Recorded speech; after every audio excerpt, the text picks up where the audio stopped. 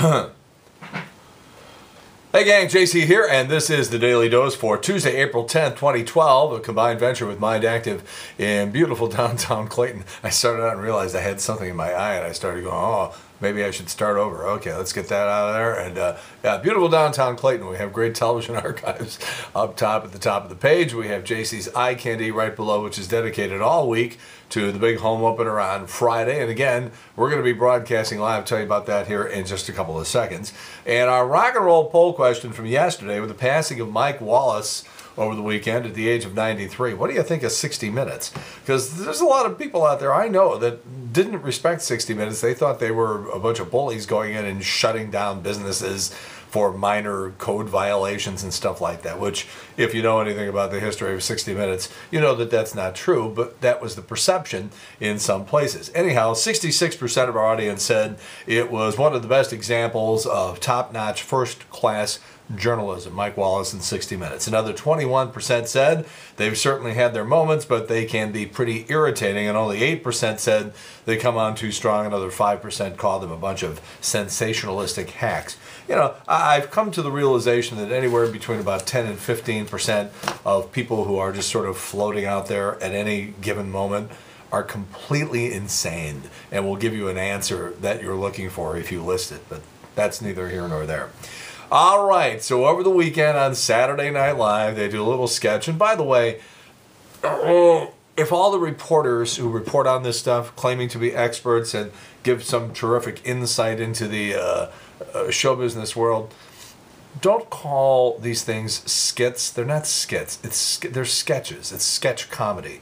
Well, the mayor of East St. Louis didn't like the skit, and the people are upset about the skit, and it's not a skit. A skit is something that you do at your Rotary Club at Christmas. This is sketch comedy. Anyhow, city officials over in East St. Louis are upset because there was an unflattering depiction of East St. Louis. They did this Mitt Romney sketch and everything like that. And now the mayor and the city officials over in East St. Louis say they're going to write a letter to Saturday Night Live and protest. What do you think about that? A, good idea. Let Lorne Michaels and NBC know that East St. Louis can't be pushed around. B, those sketches are just jokes and they shouldn't be taken seriously.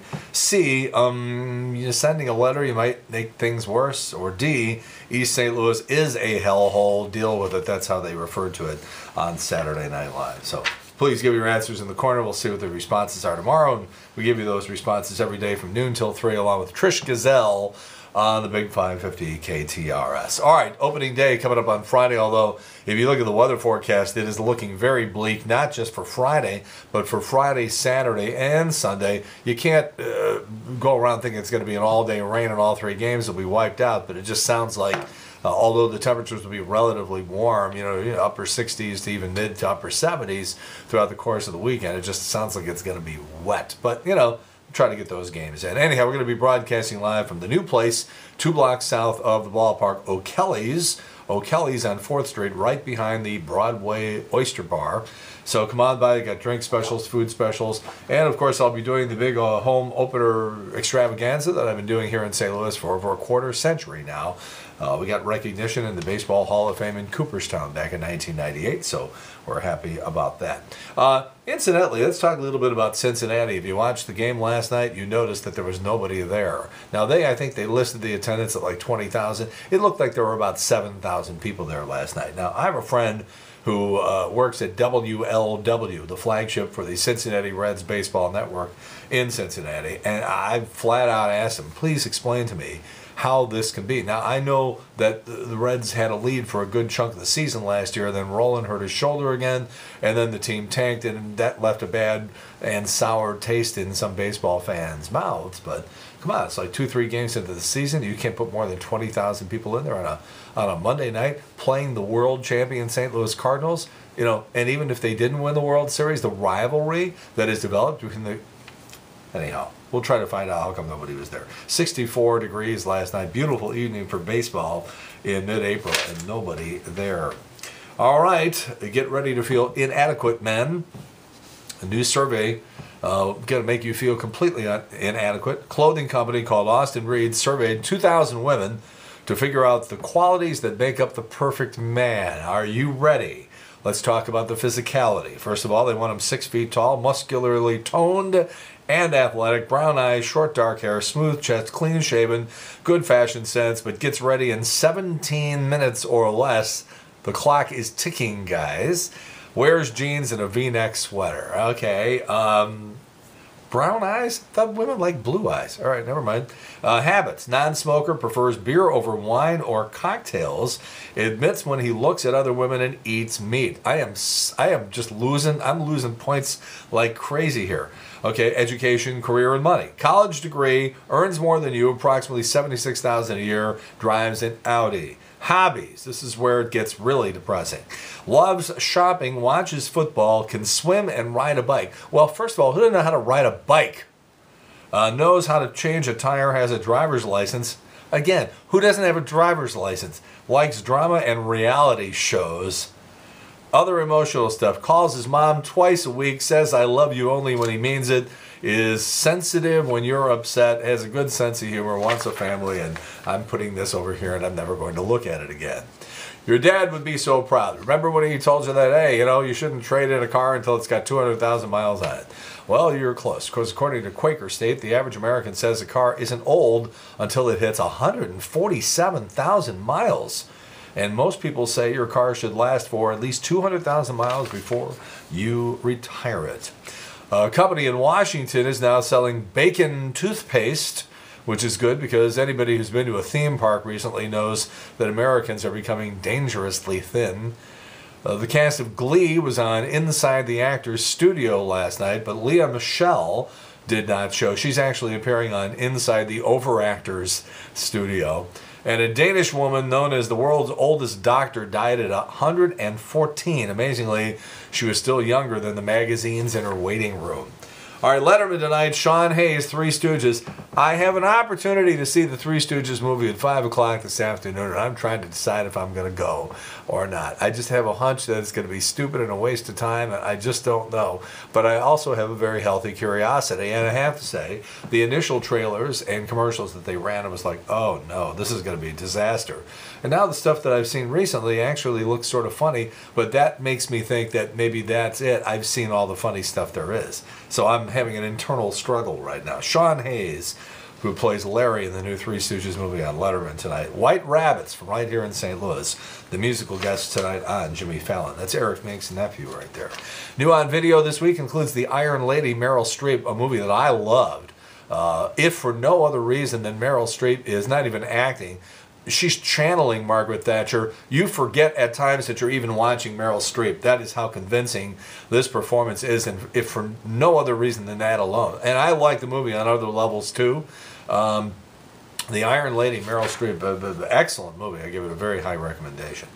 There's a website that has listed the 50 worst songs to have sex to, among them Tears in Heaven, Eric Clapton, Baby Baby by Amy Grant, Short People by Randy Newman, and Anything by Weird Al Yankovic. Aw, come on, Al. Al needs some respect.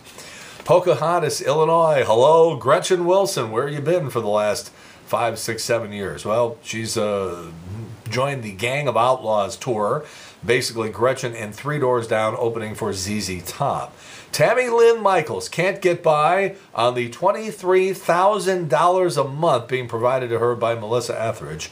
She's going back to court. And Tom Hanks is in talks to play Walt Disney in a movie called Saving Mr. Banks. It's about Disney's 14-year campaign to persuade author P.L. Travers to let him turn her book Mary Poppins into a movie. Saving Mr. Banks. Saving Private Ryan. Tom Hanks liked movies with the word saving in the title.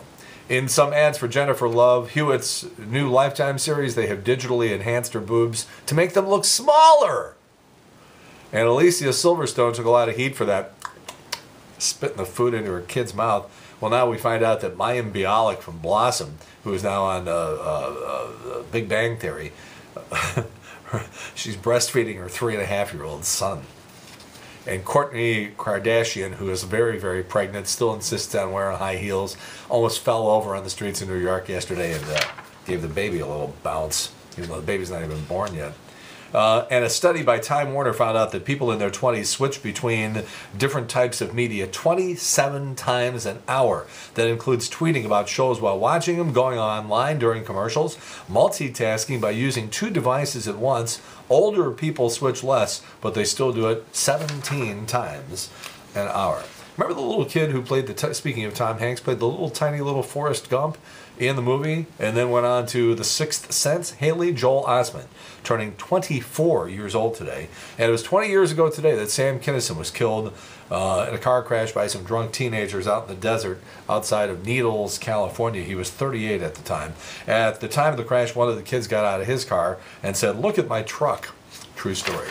All right, JC's Eye Candy today. Well, you know, we're dedicating the entire week to the Cardinal home opener on Friday, and every Cardinal baseball fan ought to have the opportunity to do this at least once, and I've had the pleasure to do it twice, including May 15th of 2009, J.C. Corcoran Day, as proclaimed by His Honor Mayor Slay in the city of St. Louis. Got to throw out the first pitch. John Hewlett was announcing the whole thing and then said, "Oh, catching tonight's first pitch from JC is, oh my gosh, it's me." And he threw down the microphone, grabbed a catcher's mitt, and caught the first pitch. Video of JC throwing out the first pitch, center field camera, let me just tell you. And we put one on the black on the outside corner. We got a lot of great stuff as we work our way up to opening day on Friday. It's JC's Eye Candy right below what you're looking at right now. All right, again, JC's Rock and Roll poll today has to do with the city officials in East St. Louis who want to give Lorne Michaels and Saturday Night Live a piece of their mind. Is this a good idea, a bad idea? What's the deal? Please answer in the corner. Results for you tomorrow, and Trish and I will talk to you every day on the Big 550 KTRS. And again, we're live from O'Kelly's. I'll be doing the home opener extravaganza starting at 10 in the morning. We're going on the air 2 hours early on Friday, 2 hours before our normal start time of noon. So 10 o'clock. Friday, we'll take it until 2. First pitch at 2:15. John Hadley is going to do the 2 o'clock hour for all the people who, you know, come downtown and don't have tickets but still want to, you know, sop up all that excitement and ambiance and everything. And then the game starts and they got some place to go. So we're sending them over to O'Kelly's, and hopefully they will hang out with Hadley and everybody has a good time. So that's the deal there. That's it. JC's Daily Dose for Tuesday, April 10th, 2012. A combined venture with Mind Active in beautiful downtown Clayton. And in the meantime, we've beaten this one to death. Have a good one. See you later. Bye.